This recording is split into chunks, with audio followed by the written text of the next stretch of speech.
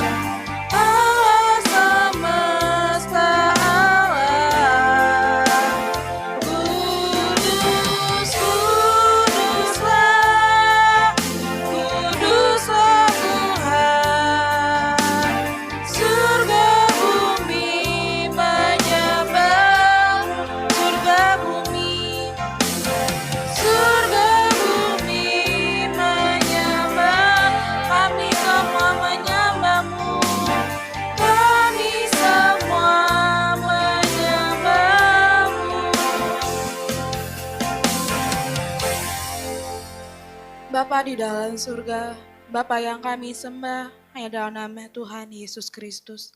Engkaulah Bapa yang sangat baik, Engkaulah Tuhan yang senantiasa melawat di dalam segenap kehidupan kami, sehingga di malam hari ini Tuhan persatukan kami untuk bersama-sama merendahkan diri, meletakkan seluruh kehidupan kami, untuk memuji, memuliakan nama-Mu di dalam ibadat tengah minggu di malam hari ini.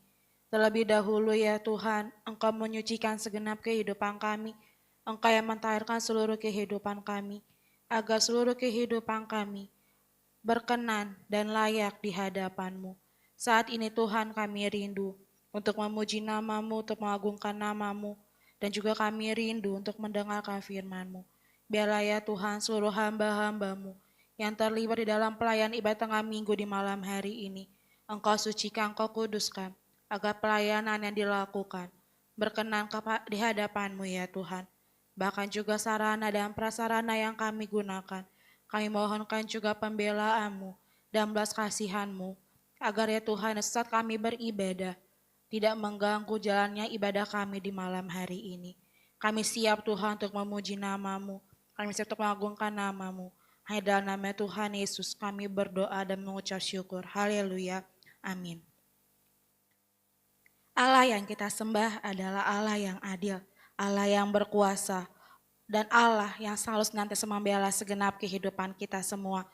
Sebab tidak ada Tuhan yang lebih besar daripada Tuhan yang kita sembah, yaitu Tuhan Yesus Kristus. Kita mau puji Tuhan dengan pujian yang mengatakan, Kau Allahku yang adil.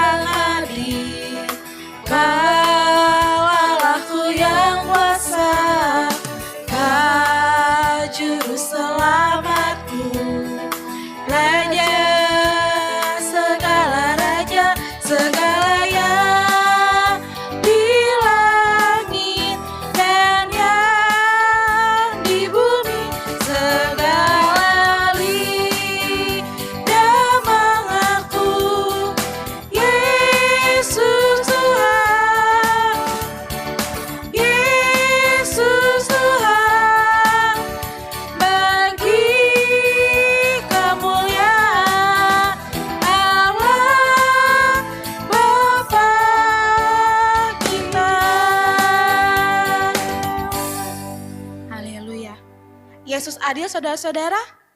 Yesus adalah Allah yang adil, Allah yang berkuasa. Tidak pernah Dia meninggalkan kita karena kita adalah anak dan anak kesayangannya.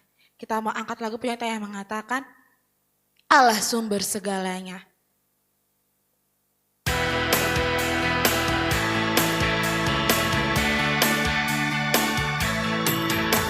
Masuk ke dalam hadirat Tuhan dengan nyanyian baru, membawa korban ucapan syukur bagi Rajaku, memuji, menyembah, berdoa, menari, melompat bagi Tuhan.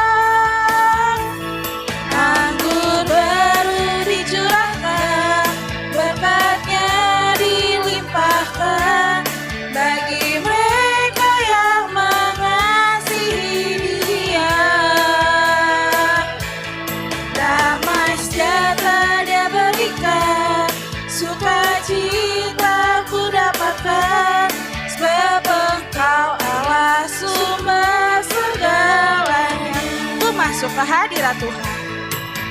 Ku masuk ke dalam hadirat Tuhan dengan nyanyian baru, membawa korban ucapan syukur bagi Rajaku, memuji, menyembah, berdoa, menari, melompat bagi Tuhan. Anggur baru dicurahkan, berkatnya dilimpahkan bagi mereka yang mengasihi Dia. Damai sejahtera Dia berikan, sukacita ku dapatkan, sebab Engkau Allah sumber segalanya. Anggur baru dicurahkan, anggur baru dicurahkan, berkatnya dilimpahkan bagi mereka yang mengasihi Dia. Damai sejahtera Dia berikan, sukacita ku dapatkan, sebab Engkau Allah sumber segalanya. Sebab Engkau Allah sumber segalanya. Haleluya.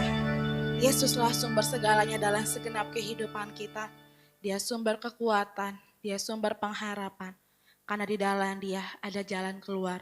Tiba saatnya kita akan mau masuk di dalam bagian yang terpenting untuk mendengarkan firman Tuhan. Karena itulah yang menjadi makanan rohani kita. Itulah yang menjadi kekuatan dalam segenap kehidupan kita. Kita mau lagu punya tema katakan, bagaikan bejana siap dibentuk.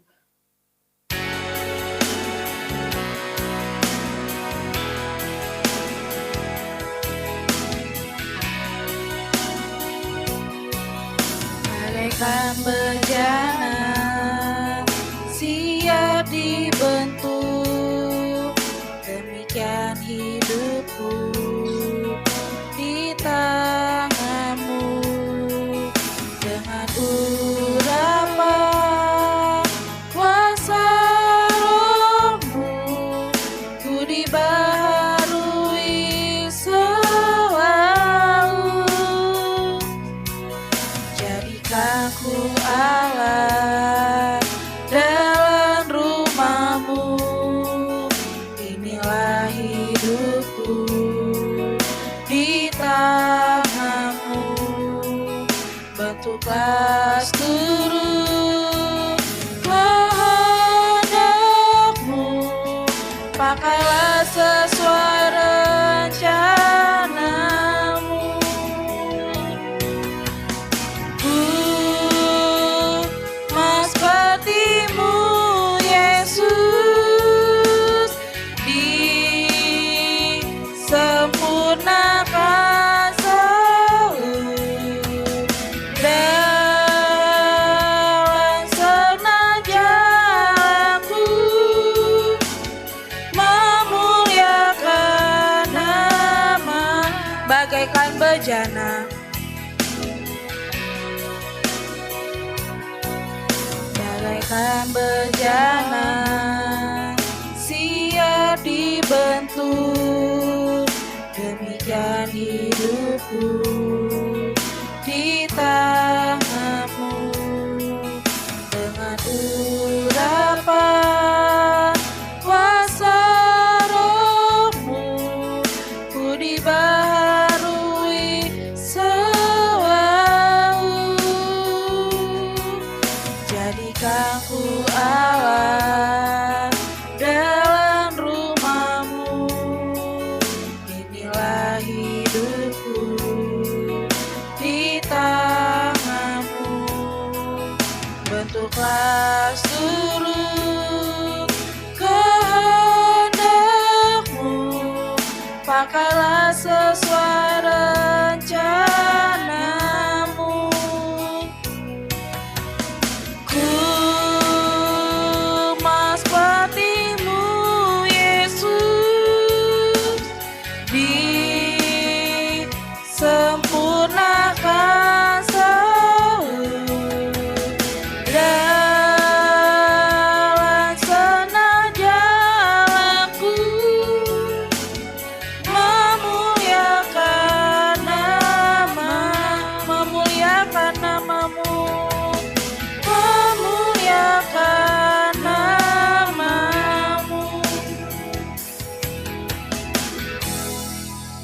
Inilah yang menjadi pengakuan kami ya Tuhan. Kami siap dibentuk, kami siap untuk menjadi alat kebenaran-Mu dimanapun kami berada. Dan saat ini Tuhan kami siapkan hati kami mau duduk diam mendengarkan suara-Mu, mendengarkan kebenaran firman-Mu, karena kami haus dan lapar akan firman-Mu ya Tuhan. Oleh sebab itu ya Bapa, biarlah hati kami menjadi tanah yang baik, tanah yang subur, tanah yang siap ditaburi kebenaran firman-Mu, agar firman itu dapat bertumbuh, berbuah dan berakar di dalam segenap kehidupan kami ya Tuhan, agar kami semua menjadi terang dimanapun kami berada. Hamba-Mu yang akan melayani pemberitaan firman di malam hari ini, biarlah juga Tuhan yang mengurapi, Tuhan juga yang menolong kepadanya, agar setiap firman yang disampaikan dapat kami terima dengan baik. Kami siap Tuhan untuk mendengarkan firman-Mu. Hanya dalam nama Tuhan Yesus kami berdoa. Haleluya. Amin. Shalom, salam di dalam damai sejahtera Tuhan Yesus Kristus.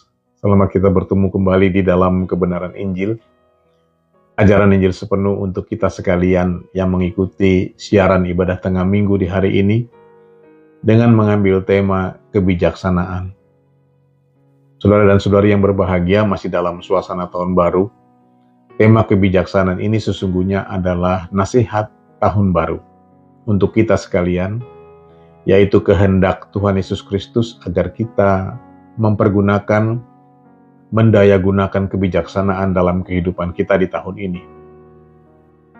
Milikilah kebijaksanaan, pergunakanlah kebijaksanaan untuk mengatasi berbagai masalah dan tantangan yang akan kita hadapi di tahun 2025 ini. Untuk itu kita akan menjawab dua pertanyaan dalam renungan kita. Yang pertama, kebijaksanaan yang seperti apakah yang dikehendaki oleh Tuhan Yesus Kristus untuk kita miliki? Dan yang kedua, bagaimana caranya kita memperoleh kebijaksanaan itu? Kedua pertanyaan tadi akan kita jawab dengan memakai metode atau ajaran Injil sepenuh. Mari kita mulai memeriksa ayatnya yang tertulis di dalam Mazmur 90 ayat 12. Ajarlah kami menghitung hari-hari kami sedemikian, hingga kami beroleh hati yang bijaksana. Amin. Saudara-saudaraku yang berbahagia di dalam kebenaran Injil, inilah pelajaran dasar kebijaksanaan. Terambil dari sebuah manuskrip atau catatan yang sangat lanjut, yang sangat tua usianya, bahkan lebih tua lagi dari kitab Mazmur itu sendiri, karena berasal dari zaman Nabi Musa. Seperti diterangkan di dalam pendahuluannya, Mazmur 90 ayat 1a, doa Musa, abdi Allah. Jadi Mazmur 90 ini, saudara-saudaraku, adalah rangkaian doa Nabi Musa, di mana tema kita atau renungan kita adalah merupakan bagian di dalamnya. Inilah yang menjelaskan mengapa renungan kita disebut sebagai pelajaran dasar kebijaksanaan, karena merupakan bagian dari sebuah doa, di mana doa adalah merupakan langkah awal atau dasar dari segala yang akan kita kerjakan. Ora et labora, berdoalah terlebih dahulu sebelum mengerjakannya. Itu adalah dasarnya. Dan dasar atau pelajaran dasar kebijaksanaan ini akan kita uraikan dengan memakai metode atau ajaran Injil sepenuh sesuai dengan dasar GBIS yang tertulis di dalam Efesus 2 ayat 20, yaitu ajaran yang membangun jemaat di atas dasar para rasul dan para nabi dengan Kristus Yesus sebagai batu penjuru. Saudara-saudaraku, metode ini menyatakan tujuan utama daripada firman tengah minggu kita di hari ini, yaitu membangun jemaat dengan kebijaksanaan di atas dasar para rasul dan para nabi dengan Kristus Yesus, batu penjuru. Sekarang mari kita menguraikannya, saudara-saudaraku. Kita simak kembali ayatnya. Mazmur 90 ayat 12, ajarlah kami menghitung hari-hari kami sedemikian, hingga kami beroleh hati yang bijaksana. Perhatikanlah bahwa di dalam ayat ini terkandung dua kata kerja. Artinya ada dua pekerjaan yang harus kita lakukan guna memperoleh kebijaksanaan. Yang pertama dikatakan, ajarlah kami. Ini adalah kalimat permohonan. Minta diajar. Di dalam ajaran Injil sepenuh, maknanya adalah berdoalah terlebih dahulu meminta pimpinan Roh Kudus. Berdoalah terlebih dahulu meminta pimpinan Roh Kudus. Ini adalah definisi pertama yang mutlak dan tidak terbantahkan, yaitu mengapa kita harus meminta pimpinan Roh Kudus terlebih dahulu. Karena sesungguhnya doa Nabi Musa ini adalah merupakan doa di dalam roh. Betapa saudara-saudaraku berharganya hikmat yang terkandung di dalam doa ini, sehingga doa ini masuk ke dalam kumpulan atau koleksi kitab Mazmur atau kitab Zabur. Kalau kita menyimak secara keseluruhan Mazmur 90 ini, akan kita temukan dan akan kita dapatkan beberapa perumpamaan tertulis di dalamnya. Di dalam ajaran Injil sepenuh, ayat-ayat seperti ini disebut rahasia kerajaan surga. Maka jelaslah saudara-saudaraku, tanpa bimbingan Roh Kudus tidak mungkin kita akan dapat memahaminya atau melakukannya di dalam kebenaran. Contoh yang paling sederhana adalah kata kerja yang kedua di dalam ayat 12 yang berkata, menghitung hari-hari kami sedemikian. Bagaimana caranya menghitung hari-hari kami sedemikian itu, saudara-saudaraku? Mengapa dipakai kata sedemikian? Apa maksudnya, saudara-saudaraku? Kalau kita berdoa meminta pimpinan Roh Kudus, maka akan diberikan kepada kita petunjuk awal. Dikatakan sebagai petunjuk awal, saudara-saudaraku, karena harus terus-menerus digali sampai menemukan kebenarannya. Saudara-saudaraku, petunjuk awal itu adalah kata sedemikian yang maknanya adalah dimensi waktu dari hari-hari itu. Ya, disebut sebagai petunjuk awal karena secara umum kita mengenal ada 3 dimensi waktu di dunia ini, yaitu yang lampau, yang sekarang, dan yang akan datang. Past, present, and future. Dari sini kita dapat mengambil kesimpulan awal, ya. Lagi-lagi kesimpulan awal yang masih harus terus digali sampai menemukan kebenarannya. Yaitu, saudara-saudaraku, kalau kita mau menjadi bijaksana, kita tidak hanya memperhitungkan apa yang kita kerjakan, apa yang kita perbuat sekarang saja, tetapi harus juga dievaluasi dengan peristiwa atau pekerjaan di masa yang lampau untuk melakukan pekerjaan itu lebih baik lagi di masa yang akan datang. Ya, ini adalah kesimpulan awal karena perilaku atau perbuatan seperti ini adalah lumrah, sudah dikenal oleh banyak orang dan sudah dilakukan oleh banyak orang. Kalau mau berhasil, kalau mau sukses, ya harus seperti itu. Namun, ajaran Injil sepenuh mengingatkan tentang firman Tuhan Yesus yang berkata, pohon itu dikenal dari buahnya. Jadi saudaraku, kalau kita melihat kondisi keadaan dunia kita sekarang ini, sesungguhnya kita hidup di dalam dunia yang sedang terjebak dalam berbagai krisis. Yaitu multi krisis yang berkelanjutan, yang berkepanjangan. Baik secara alam, yaitu bencana yang silih berganti. Baik krisis ekonomi, ya, krisis politik, yaitu pertikaian yang terjadi di mana-mana. Demikian juga krisis sosial, yaitu perubahan perilaku umat manusia yang semakin jauh dari etika yang benar. Ya, etika sekarang sudah menjadi perbincangan di mana-mana. Dan seterusnya, saudara-saudara. Apa yang menjadi penyebabnya, saudara-saudara? Dari mana asalnya krisis-krisis yang berkelanjutan, krisis-krisis yang berbagai macam itu, saudara-saudara? Mengingat atau mengacu kepada firman Tuhan Yesus tadi, krisis-krisis itu adalah merupakan buah-buah dari kebijakan yang diambil oleh pemerintahan dunia ini. Dari masa yang lampau sampai sekarang ini tidak berubah. Karena saudara-saudaraku, keserakahan, arogansi, dan juga hawa nafsu. Jelas saudara-saudaraku, ini bukanlah kebijaksanaan yang dikehendaki oleh Tuhan Yesus Kristus untuk kita miliki.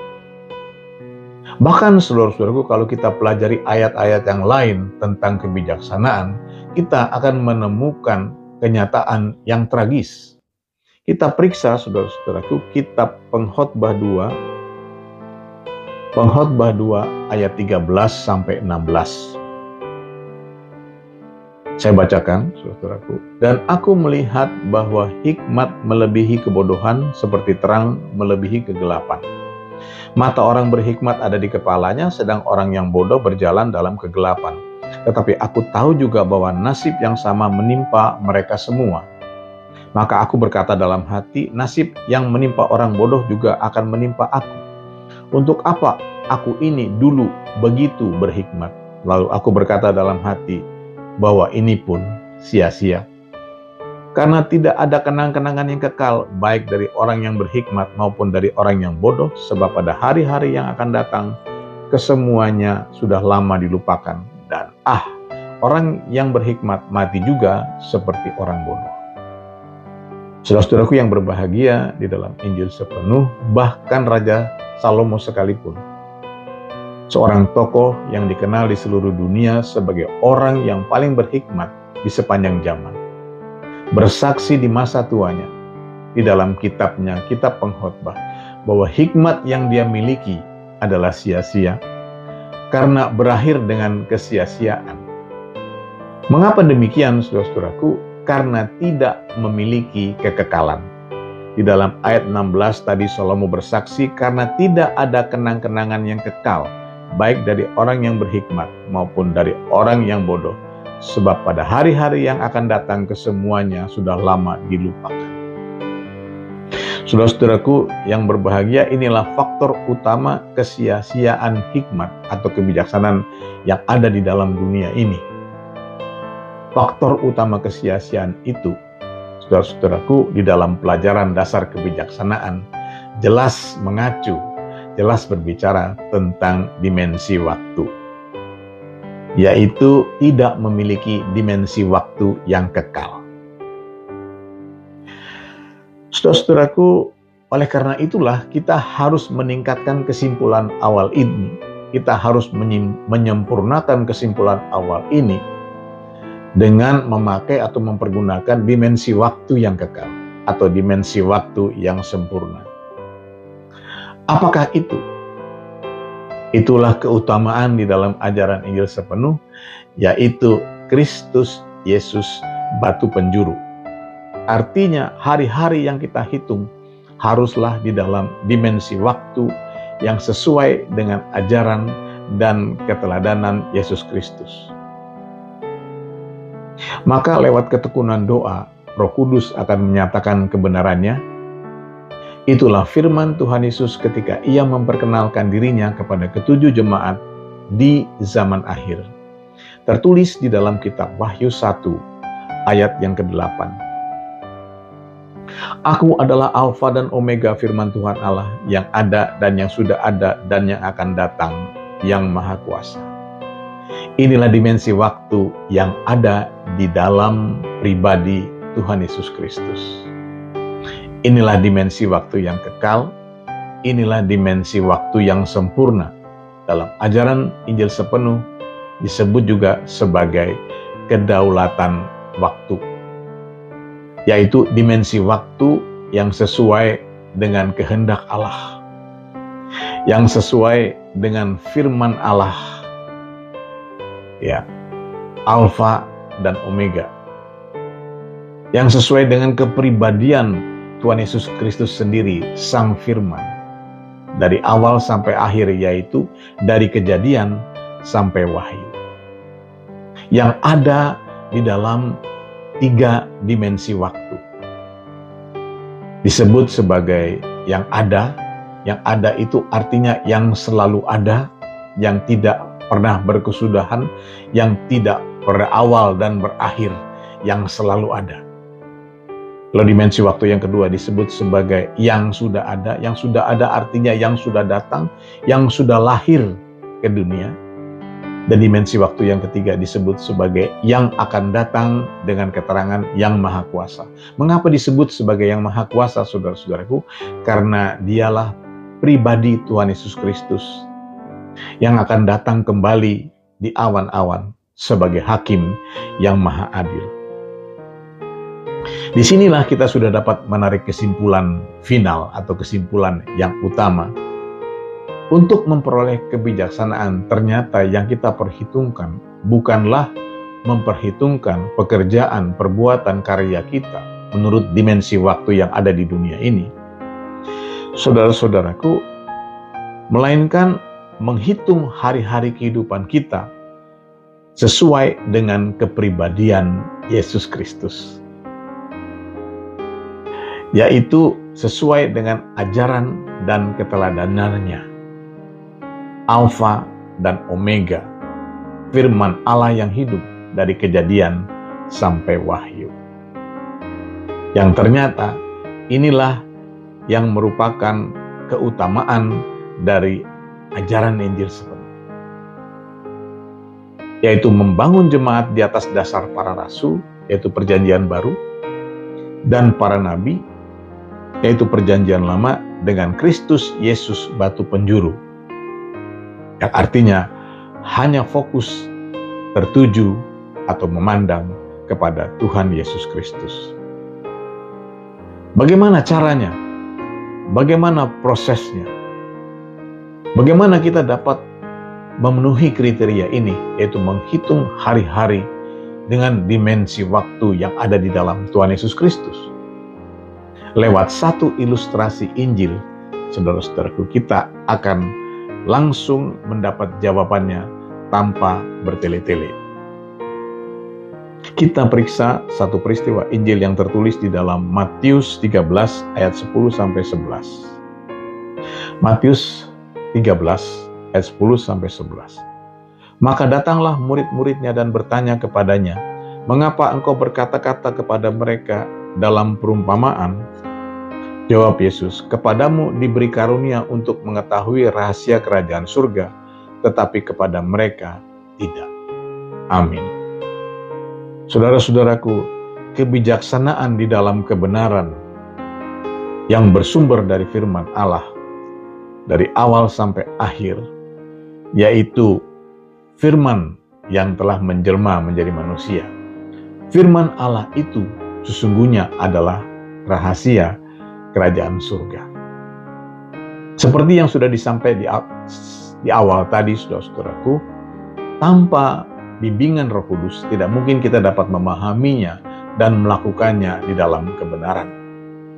Namun ketika murid-murid Tuhan Yesus datang kepadanya, Yesus Kristus memberi jaminan kepada murid-muridnya bahwa hanya mereka, hanya murid-murid saja yang diberi karunia untuk mengetahui rahasia kerajaan surga. Hanya kepada murid-murid saja, tidak kepada yang lain. Di mana karunia itu artinya adalah bimbingan Roh Kudus. Dengan demikian, menjadi murid Tuhan Yesus Kristus adalah merupakan pintu masuk.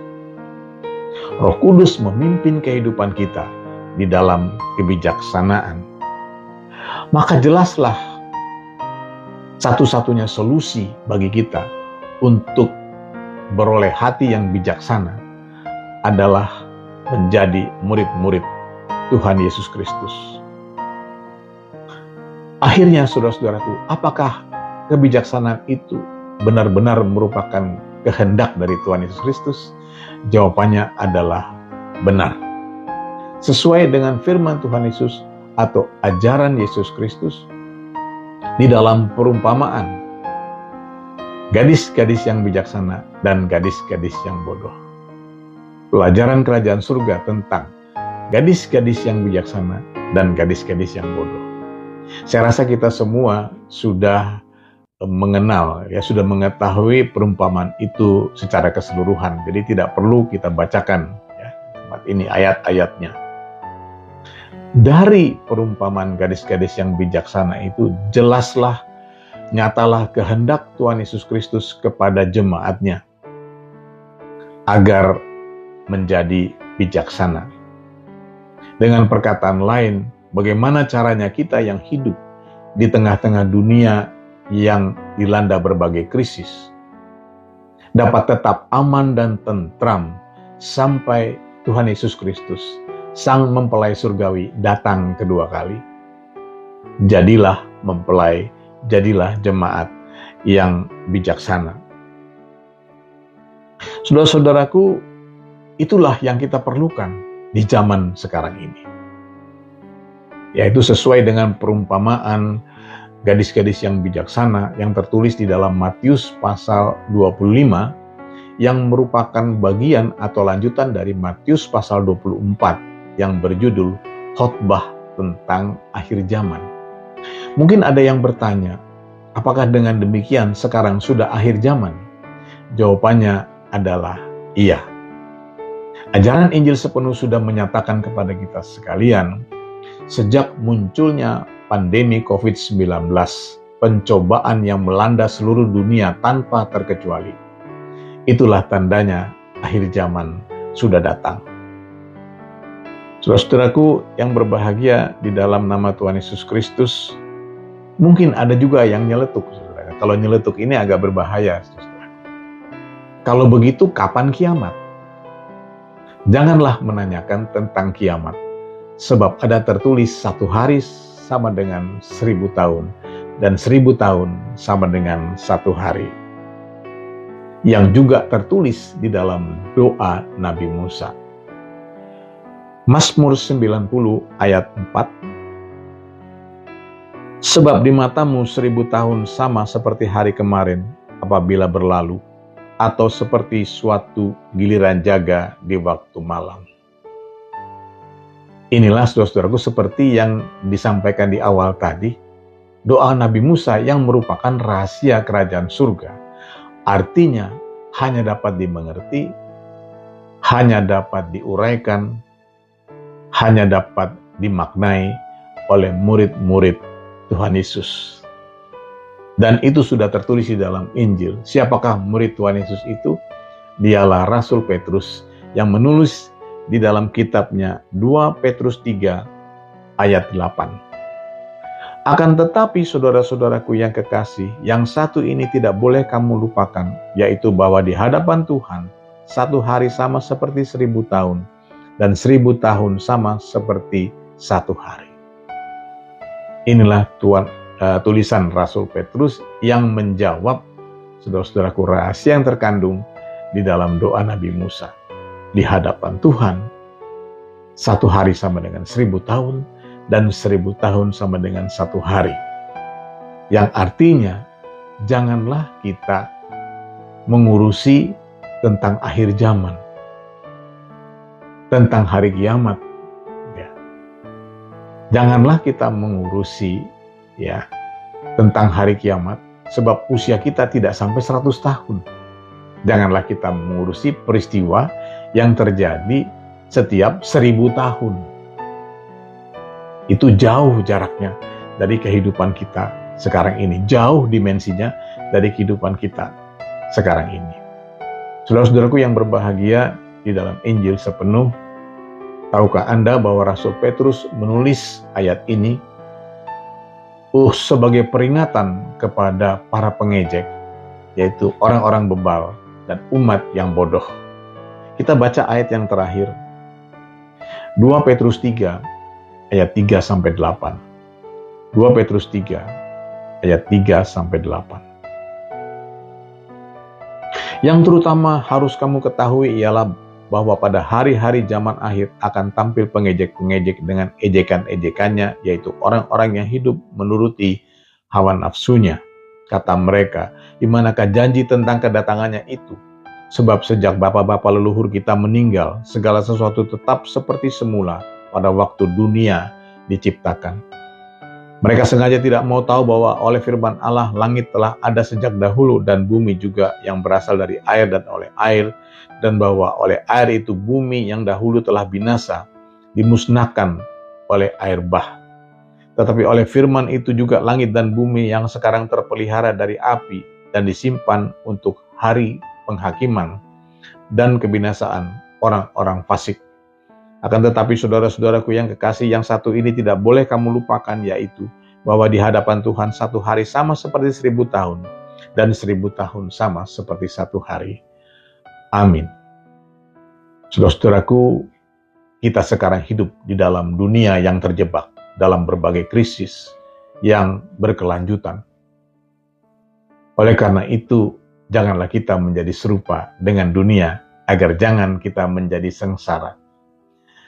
Melainkan milikilah kebijaksanaan. Jadilah mempelai yang bijaksana. Bergabunglah menjadi murid-murid Tuhan Yesus Kristus. Bergabunglah di dalam pemuritan Injil sepenuh. Agar kita berbahagia di dalam dunia ini, sampai Tuhan Yesus Kristus, mempelai surgawi itu, datang kedua kali. Terpujilah nama Tuhan Yesus Kristus. Biarlah kiranya Roh Kudus tetap membimbing kita. Tuhan Yesus memberkati. Mari saudara-saudaraku, kita masuk di dalam doa syafaat kita. Sebelumnya mari kita angkat sebuah pujian. Ajar kami Tuhan.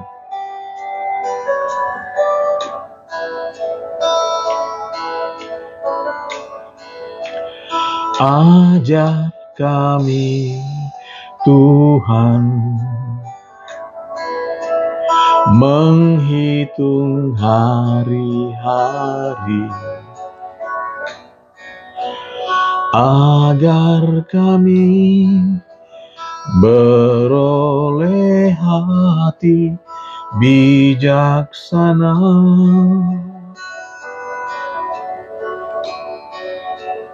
Ajar kami Bapa,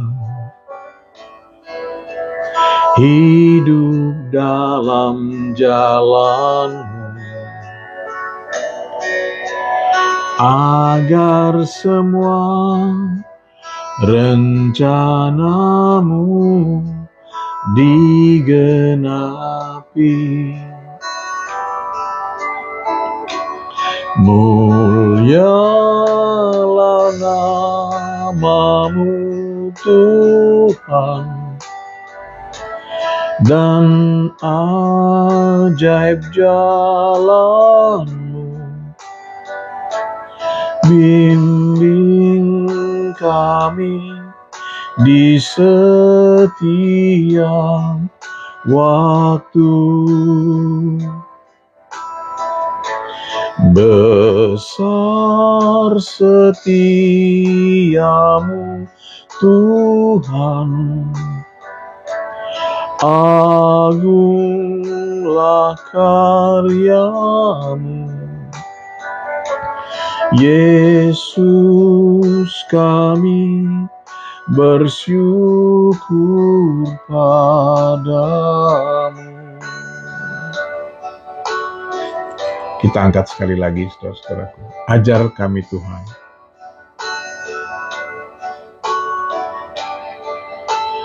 Ajar kami Tuhan, menghitung hari-hari,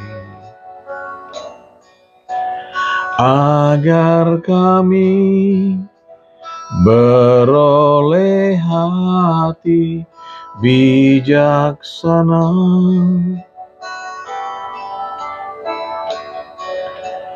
Ajar kami Bapa,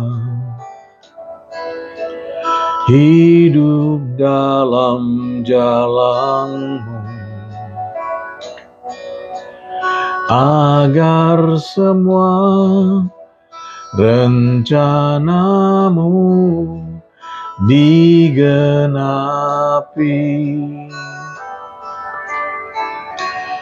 Mulialah nama-Mu Tuhan, dan ajaib jalan-Mu. Bimbing kami di setiap waktu. Besar setiamu Tuhan, agunglah karyamu. Yesus, kami bersyukur padamu. Kita masuk di dalam doa. Bapa di dalam surga, kami bersyukur atas lawatan firman-Mu di malam hari ini. Biarlah firman-Mu ini digenapi di dalam kehidupan kami. Yang mengikuti ibadah Tuhan tengah minggu ini, biarlah rahmat-Mu turun, pimpinan Roh-Mu yang kudus memimpin kami di dalam kebijaksanaan. Kepadamu kami berdoa dan bersyukur hanya di dalam nama-Mu. Terima kasih Tuhan Yesus Kristus, haleluya. Amin. Shalom.